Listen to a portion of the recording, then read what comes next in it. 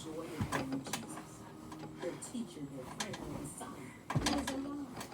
If Thomas had remembered the Lord's words and believed the other disciples' testimony, he could have shared in their joy and hope.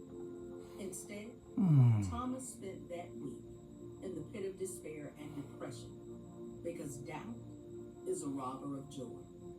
And doubt can have dire consequences.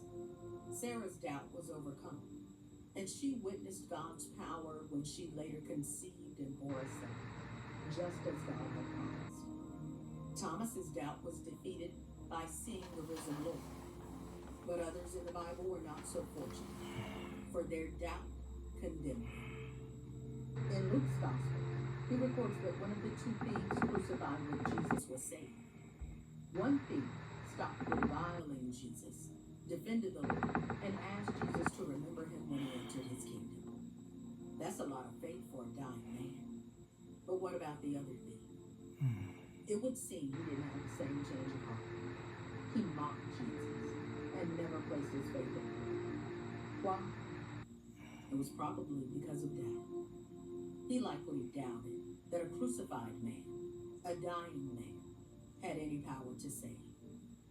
He doubted Jesus was the Messiah. He doubted Jesus was the Son of God. And that doubt was his ultimate downfall. Again, doubt has consequences. Even in daily life, we understand this truth.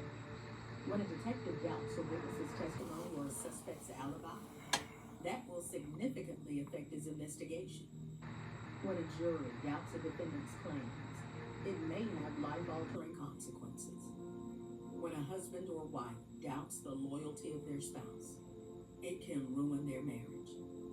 Doubt and suspicion will change how they think and how they treat one another. Doubt can become a poison. It can be a poison that destroys an otherwise loving relationship. Yes, doubt certainly has consequences, and this is especially true spiritually. When a Christian harbors doubts, the consequences can be devastating. James warns against this great danger. James 1, verses 5 through 8 says, "If you need wisdom, ask our generous God, and he will give it to you. He will not rebuke you for asking. But when you ask him, be sure that your faith is in God alone. Do not waver, for a person with divided loyalty is as unsettled as a wave of the sea that is blown and tossed by the wind. Such